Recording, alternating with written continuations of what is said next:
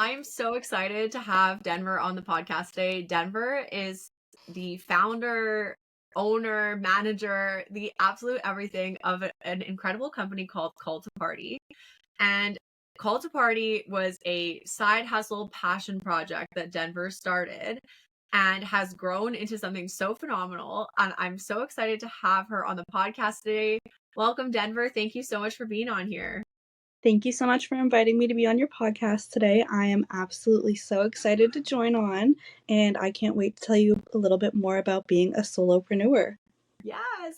Okay, so tell me everything. I want to hear it all. The listeners want to hear it all. What is it that inspired you? How did you start? How did you grow? Tell me everything. Start from like before day 1. Start from like day -15. Okay, so like day -15, I'm gonna say that I was probably, let's say, I was in school at this point still in college, and I knew kind of that I didn't want to be there. I was in school for medical and dental administration, which, I mean, it's a solid, reliable career from back in the day. I mean, when our parents were younger, it was like the it job to be a secretary at the hospital, but now we're making less than the living wage in our province, so it's really not an ideal job to stick with. And I knew that from age 19 when I was in college. So I said to myself, I was like, I don't know what I want to do yet, but I definitely want to do something where I have financial freedom and I can travel and I can do all these things that I dream about, but I couldn't do on the hospital salary.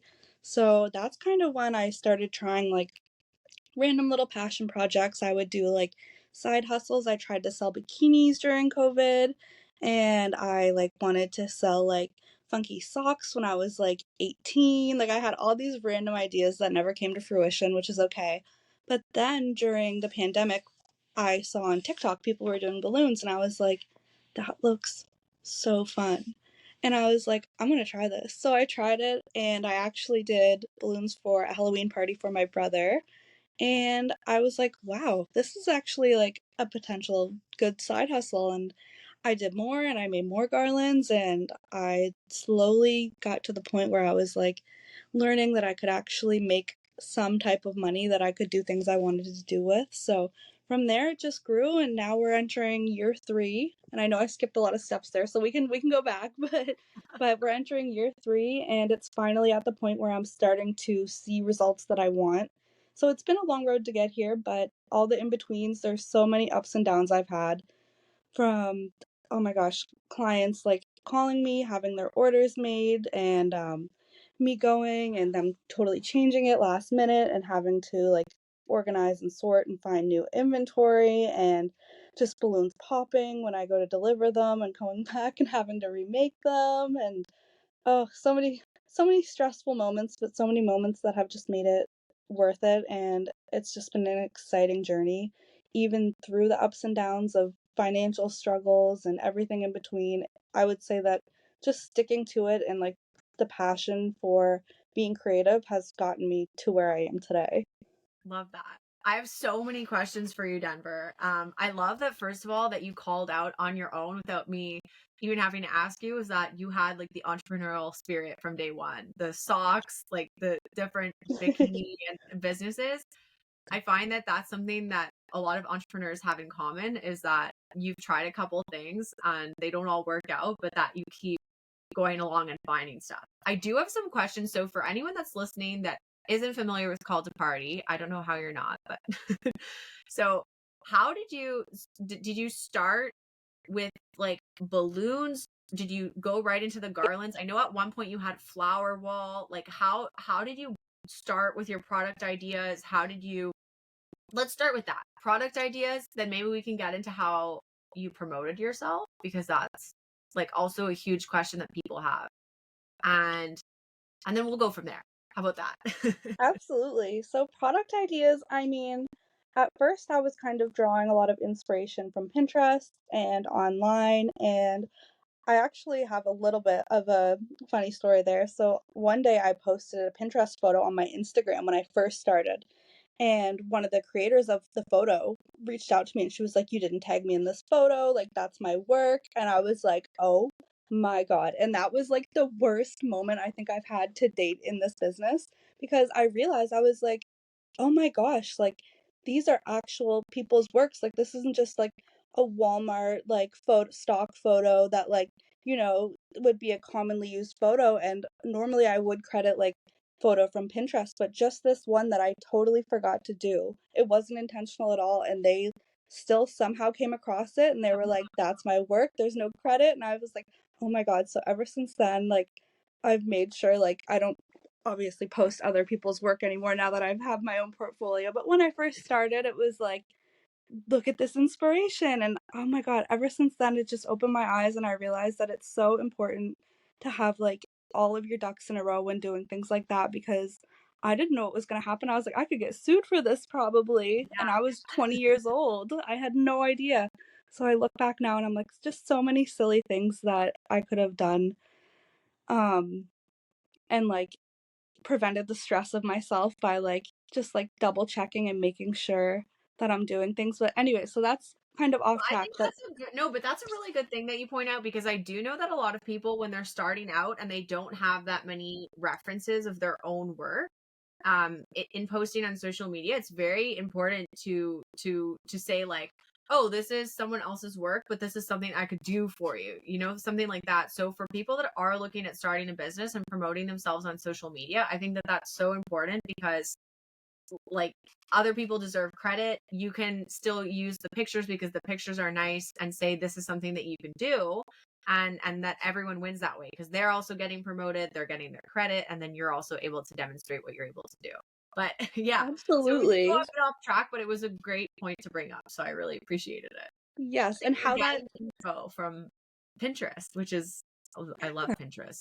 Pinterest exactly. is a So great how thing. that circles back is that's exactly how I started getting my inspiration was through Pinterest and other balloon artists. But what was really nice is I actually started connecting with other balloon artists after this, and I would reach out and be like, "Hey, your work is really nice. Like, do you mind if I share this?" And that kind of formed relationships with them, because once I started doing my own jobs that, started to get on kind of a higher level of like execution, they started sharing my work. And it was nice because it's such a tight knit community, and it's a really nice thing to be a part of if you're on the inside of it and not the outside of it, because there are definitely like balloon artists who don't want their work like taken as inspiration, and they don't want to like people to use their work and stuff. So I understand that, because it's such a custom thing, it's art, right? Yeah, So there's not one set classic design. I mean, inspiration is just such a thing of like and it's everything. You pull it from everywhere. I see it like in everything. Like if you have a theme in mind, we can pull some inspiration from that. love that. So the huge amount of creativeness in you that helped, like, got you new products and to grow along the way. And so I'm wondering, when you were, to the marketing question, so was that the did you okay, wait, let me rephrase all that. My thoughts are just coming out. So you had, at this point, when you were marketing, were you doing this through your own Instagram, or had you at that point started a business Instagram for it? I kind of jumped a little bit too fast into it, and I created a business Instagram for this business that didn't even have a full decided name yet, and I just called it the Halifax Balloon Boutique, and literally didn't even take a second breath to like double check to make sure anything was good to go. And I was just operating my little side hustle under this name. But then when I went to register this name, it was too similar to another name in our province of another business that was registered. So I had to totally change the name. So for my I remember. marketing, it was all on Instagram I at remember you being first. so worried about changing it too. I remember that being such a Yes. big issue for you. It Yeah, was so hard that's to a big find a deal when you're name. having to do that. So So that's how that you was became very called the stressful. party. Yes, Yeah, exactly. And called to party, I mean, I still sometimes question that name. I honestly, I'll be honest, I love it, but when I tell people I'm like, my business is named Called to Party. They're like, "Oh, it's to party?" I'm like, "No, it's named Called to Party." And sometimes it's just I feel like it's a weird name, so it doesn't click with people right I away. actually I was thinking about this before, like before we okay, like maybe I'm jumping ahead to the end of the podcast.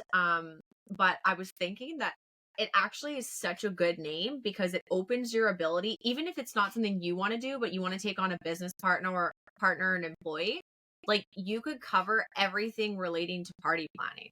Like you could be doing like centerpieces at weddings, like you could be doing like full decor of like events and stuff. You could be a literal party planner or have a party planner.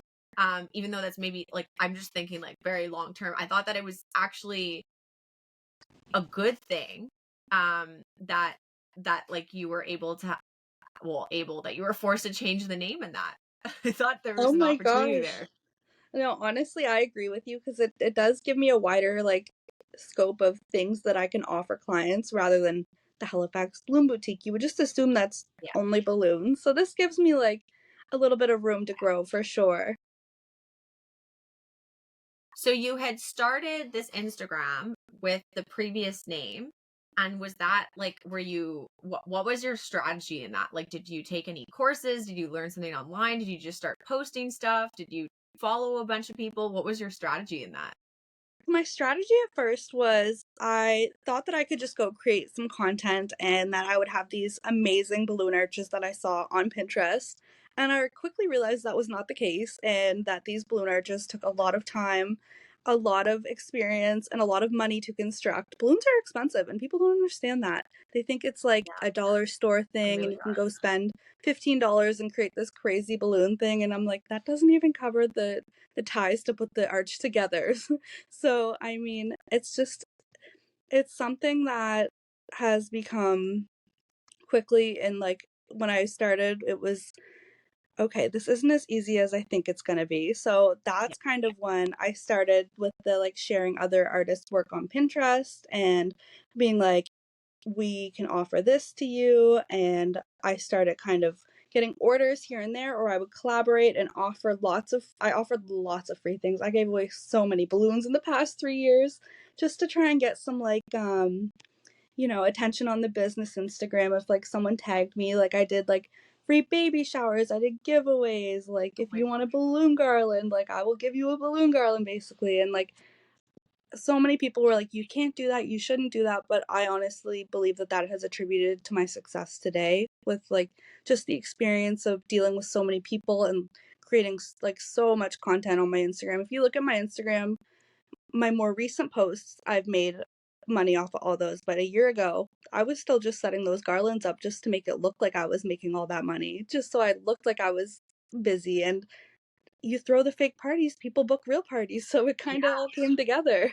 Well, you were still making the arches, so it doesn't change the fact that there was a party or not. But I love that you brought up like the giveaway aspect, because I think that that's something like I've spoken. I'm if you for anyone that listened to the podcast like a couple years ago that I did with my sister when she was building up her extension business, what she did was that she would get like good friends of hers that were my light keeps dying.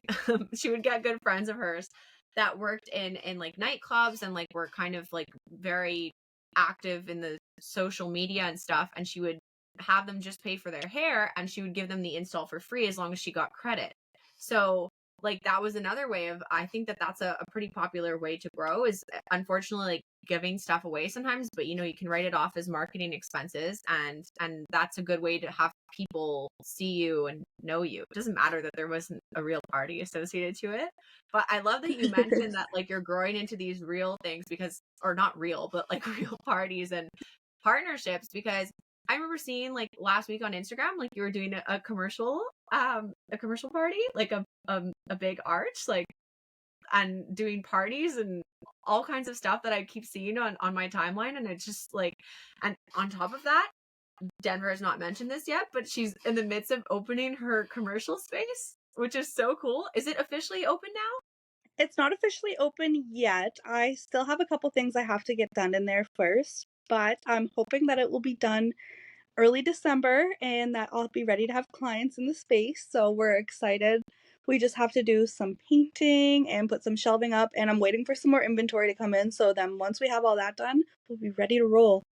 I So love that. I'm excited. That's so exciting. And like obviously it won't really be ready until the pink wall is in. So that's also Exactly. Of course, right? I know I can't have anyone see white walls in my studio.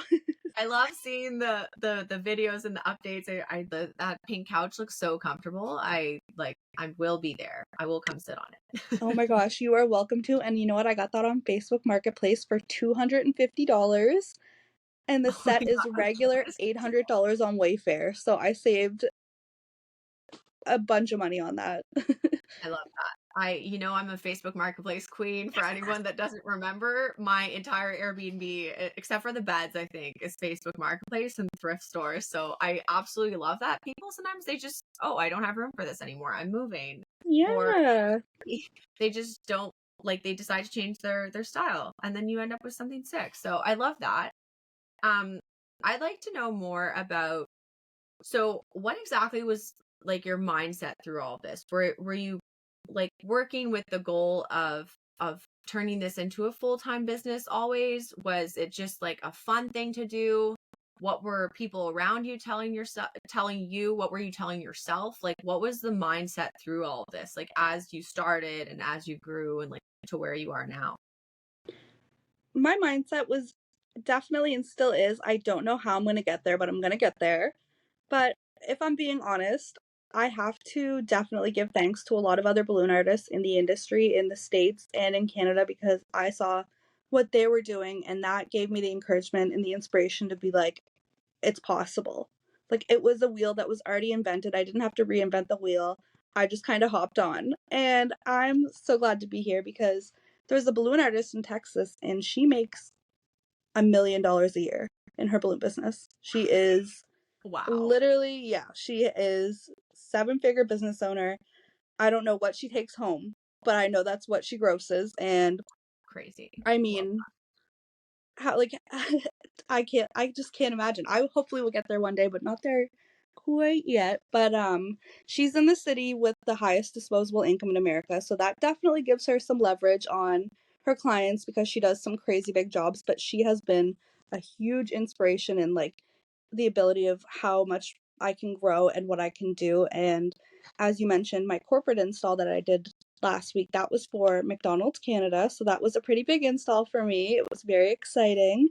And that was something I couldn't have dreamed of a couple years ago. And that I have to definitely give credit to myself for working hard, but also my exposure and just getting my business out there with word of mouth. And like I mentioned, giving away free things and just trying to show myself like online and have an online presence that has been so important in how they found me and how they chose to hire me for the balloons. But I mean, it's just circling back to the the original point of the question is my motivation has just been really just wanting to be self-employed and live the best life that we could possibly live. Like, I mean, life is so short. I don't want to spend it behind a desk working 40 hours a week, and it seems so unobtainable when you are in that spot to be like, I'm going to be a business owner one day, but I slowly molded myself over into it. I worked part-time at the hospital and part-time on my business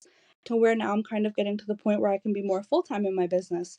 So it's really just perseverance and just sticking through the tough days because there's a lot of them. And, you know, being at my job at the hospital, every time I was there, I was motivated to just want to work harder on my business. And it was just my determination. I feel like that has really gotten me to where I am today.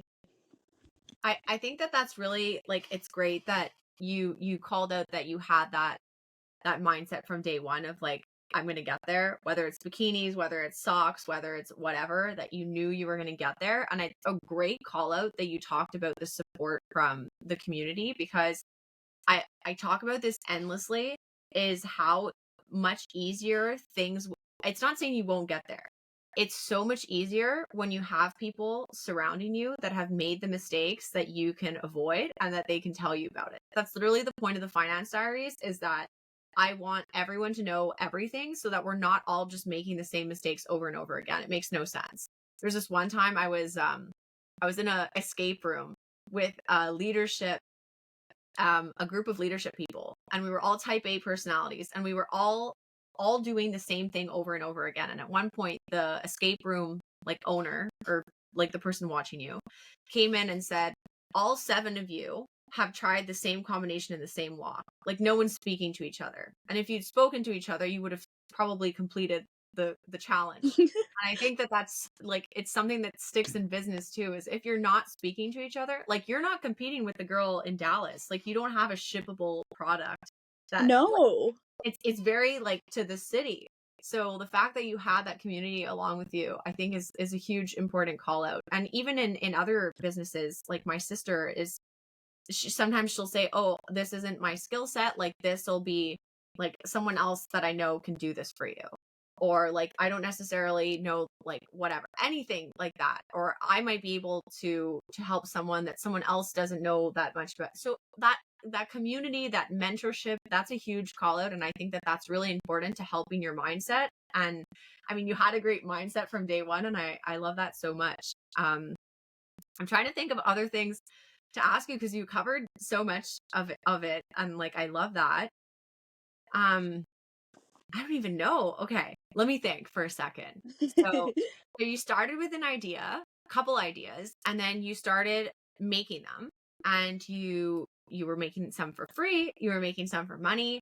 And I mean, I guess like we can get into now like what do you see your business looking like or what do you see yourself looking like over the next 5 years? Like I know that you mentioned I know that you mentioned about enjoying life and if anyone doesn't know Denver is like the Miami queen.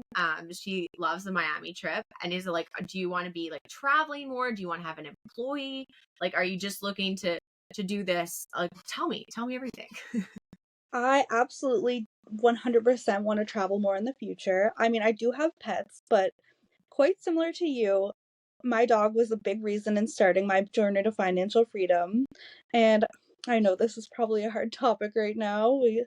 Little Coco. We're sending love to our queen Coco, our our baby, the original girl. But Colby, my dog, he was a big inspiration of why I wanted to kind of start my own business, my own journey with that because I hated being away from him 40 hours a week. Hmm. And I mean, amongst being, you know, a solopreneur, entrepreneur at heart anyways, it was just more of the reasoning of why I wanted to get out of the office grind. I wanted to be able to spend time with my pets, my family, and kind of just take a vacation whenever I want to take a vacation. Now, in 5 years, I don't know, that's kind of a scary question. Million I dollar. I hope to have a lot of employees, like maybe okay, I say a lot, but like probably like 5 to 10. For me that's a lot. That's a lot. Yeah. Love Right? that. I would like to have like, maybe a retail store at that point in time where like I have someone who works like the desk and like they do like customer service and all that stuff and then have a couple people who actually go on site and set up for me. That would be amazing. Yeah. And of course, I would love to have someone handle like all my administration because I do all of that. I do all my photography. There's a lot of people I could Yeah. hire for it. I just don't have the money for it right now. I actually think that's such a good call out. So in the business world, when we start a business and we're kind of wearing a lot of different hats and we're not hiring out because it's not something that's financially feasible yet. That's usually the phase of business. There's a name for it. It's called bootstrapping, and it's where you're just trying to save money here and there. Like you might borrow like money from family to start like getting inventory, and you're kind of wearing all these different hats. And that often is a phase of growth that's hard for people to shift off. But one thing that I wanted to call out here that Denver is probably going to get into soon and that I've seen with other business owners is that at one point you have to say, okay, if I get another employee and this employee is like liberating this much of my time and I'm able to get X extra customers or extra sales because of this, that's where you can see, okay, it might not seem that feasible to get an employee right now, but like it does make sense in the end because I'm going to be able to be getting more sales. So that's a big shift in the business. So I'm glad that you called out that you you want to grow to that because those are great growth goals for you. Yeah, I would love to be able to have the business run without me actually being here. Yeah. You're like the face behind it, and you're growing it into something so cool, and like the um go-to balloon business. And I love, so I know that you mentioned about setting up, and I did have a question about that. So you you you have them set up at events that you do, but what, and do you do sorry, so your levels of service, so someone could pick it up, you could deliver it, or you could also set it up. Is that the different options that you have, or does delivery include setup? So it's a little bit different for every item that I offer. I do have a little bit of a variation. So I offer these things called grab and go balloon garlands. They're smaller sized. People can come to the studio and pick them up themselves if they want. It comes with an assembly kit to hang it on the wall. The garland is designed and created by us. So they come and pick up their garland. It's ready to go. All they have to do is put it on the wall. But those ones only go to a certain length because once you get past a certain length, people can't fit them in their cars. They need vans. It gets Yeah. crazy. So that's when I offer installation and delivery.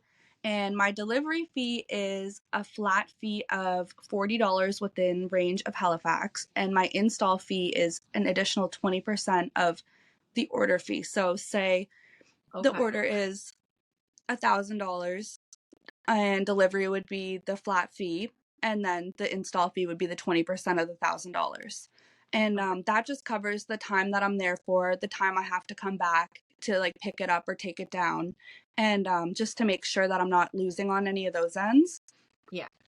So Smart. I do have a separate delivery and install fee, but they tie together depending on how large the order is Yeah. and where I have to deliver it. And there's so many variations of it, but for the most part, like it's pretty standard. It's just like the $40 fee and then it's the 20%. Okay. Okay. I love that. I love that you consider that, because also I'm like thinking of some of these garlands sometimes that I see, and I'm like, who's moving that? Do you have a van to move it, or do you rent like a U-Haul? What do you do? So I have a large SUV. I have a Ford Escape and it's Okay. pretty big. I can fit about 20 feet of balloon garland in there, which is, I Wow. would say, pretty much my average size Yeah. install. So it works for me for the most part, but if I do have a large install, I rent a U-Haul. Yeah. Yeah. I was figuring like that must be like, I can just picture like it getting shoved in there and stuff. Okay. So I love that you have like all the different kinds of, like, you can do the garlands. You do I know that I bought from you like birthday balloons, like the big numbered balloons, and they were so beautiful, and I love them so much. And so there's all kinds of different offerings that you have. And I just love that. I love everything that you do, and it's like such a happy business to be in too. Like, I find some businesses, like, I mean, obviously the funeral business, very depressing industry. You can still make money, but like very sad. But like, Yes. is anyone really buying balloons for a super sad event? I wouldn't think so. I think it's like business milestones, like birthdays, weddings, like bachelorette parties. Like, those are all such fun, positive events to be involved in. I love that so much for you. Yes. Oh, I know. I love it too. I will say it does sometimes get difficult because if I'm going through something or like if I'm grieving or one of my friends is grieving and then I'm on Mhm. Called to Party's Instagram posting all this cheery party stuff, I'm like, life Yeah. isn't always a party, but we try to make it always a party. So like you can always get a little joy from our Instagram page. Sometimes I'll Yeah. be like crying on the phone posting the the party pics and I'm like, "Oh my Yeah. god, I'm not happy right now, but I'm gonna make it look like I am." But Yeah. that's just part No, of life, right? I mean, it's business. So the show must go on. I feel like that's where like pre-scheduling, like the posts, how you can schedule posts to go. Like, sometimes like, I've used that like when I've gotten eye surgeries and stuff, and I know I'm not going to be in any mood to post. I did have a question, because I jumped around a bit. I asked you where you want to be in 5 years, and then I went back a bit. But I'm remembering the questions I had while you were speaking before, and difficult clients, because I can imagine like people are very particular. What's going on with my voice? People are particular about like what they get, like what happens if like a balloon pops, like how, like, let's say a person takes a grab and go, and then it's cold outside, because balloons pop sometimes when it's freezing. So tell me about dealing with difficult customers and your experience with that, because that's something you'll have in every business, trust me. Absolutely.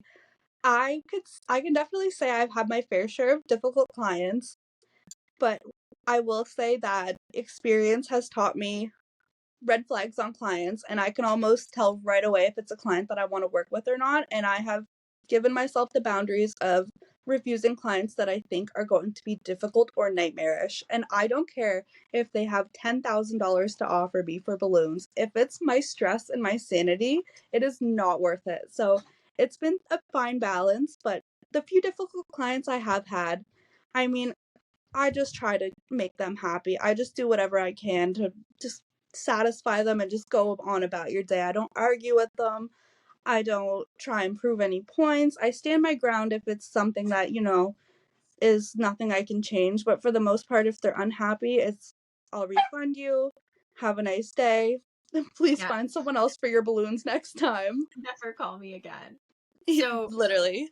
what would be as a customer, I'm so curious, what would be a red flag that you notice, like how they speak to you, or like what are some examples of clients that you, and how have you turned them away? Like what have you said?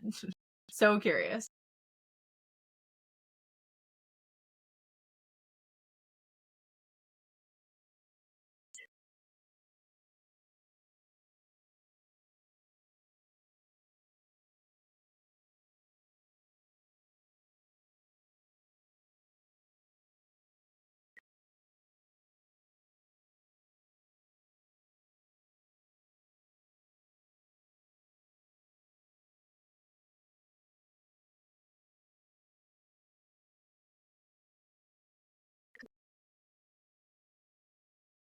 Right.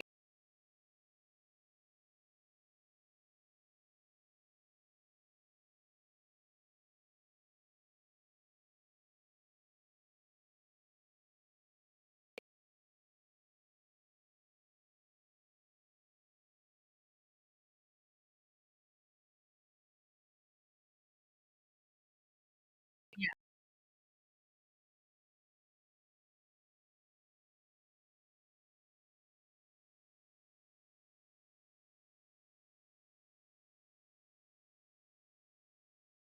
There's other people that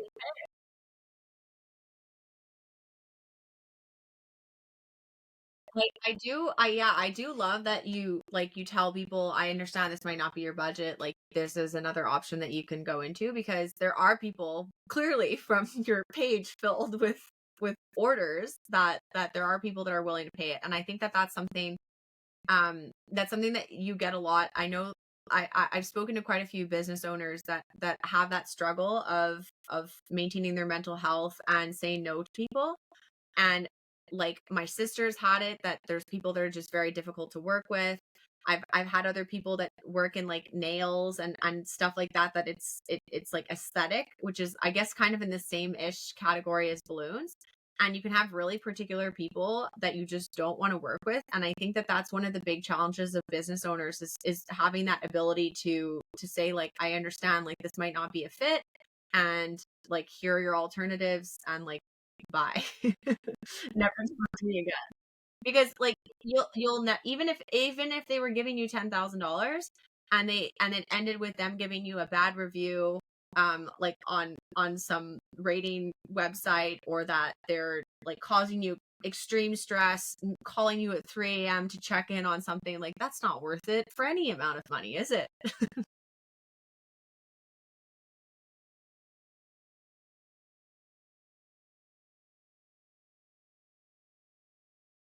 Yeah,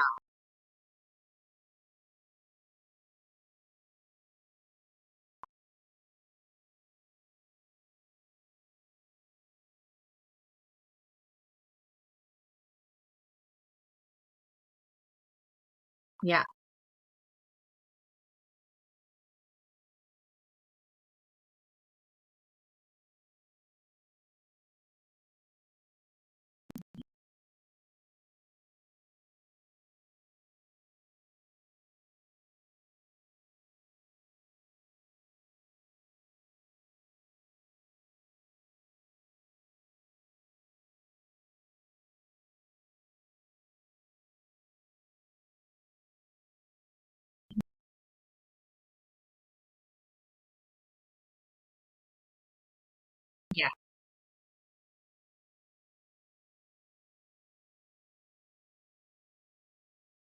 Yeah, that's a good call out. And I did want to come back to something you said. It's not rocket science, and you talked about pricing, and I think that that's one of the big things that we have um with businesses and like pricing yourself and thinking like maybe that mentality like, oh, I can't do it, there's tons of other people doing it, or like this is a high price range, not everyone's going to want it.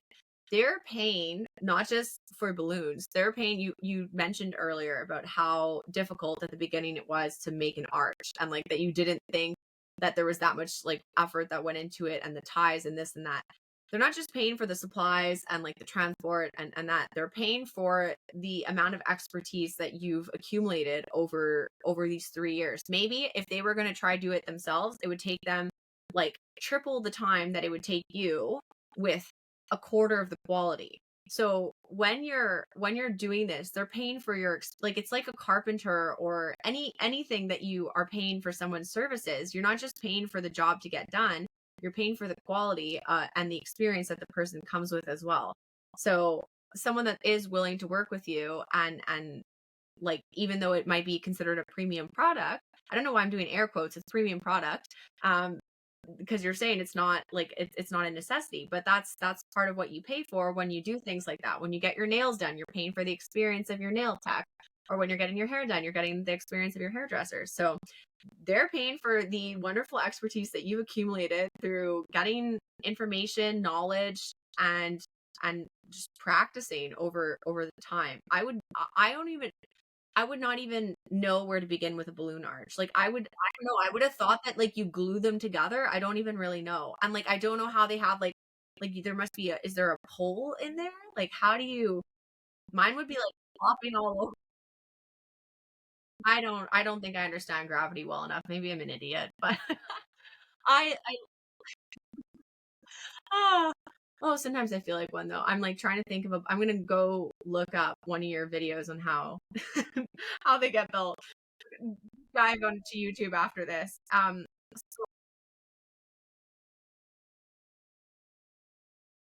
I mean, honestly, so I think this is a great segue. So for anyone that is interested in hearing more from Denver and following along on her journey, maybe you are in absolute middle of nowhere. I don't even know. Like maybe you're living in some other city that you're thinking, "Hey, there's actually not this service. I'd love to get into the balloon community. I'd love to learn about how to start a business. I like Denver's so inspirational. Where can they find you? Where can people get in contact with you?"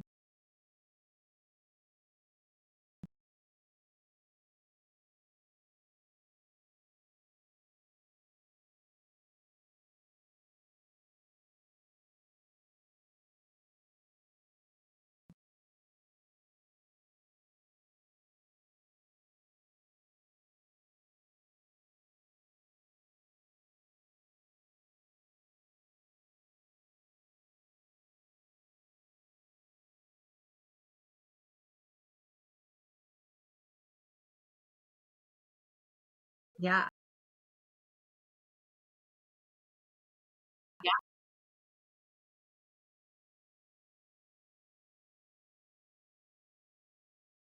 And also following Call to Party makes your timeline so beautiful, like and colorful and joyous and happy. And I have to say, there are not many I don't know why I don't like watching anyone's Instagram stories. I watch your Instagram stories. I love watching your content. I think you're like I think the way that Instagram works is that when I creep you so much, like you appear at the top of my feed all the time. And I'm like so happy. So if you want to follow Denver and Call the Party, you heard it here. You can find her absolutely everywhere. She is awesome. Denver, thank you so much for coming on the podcast today. This was so great to hear about your journey because there are so many tidbits that I didn't know. And this was so enlightening and inspiring, honestly.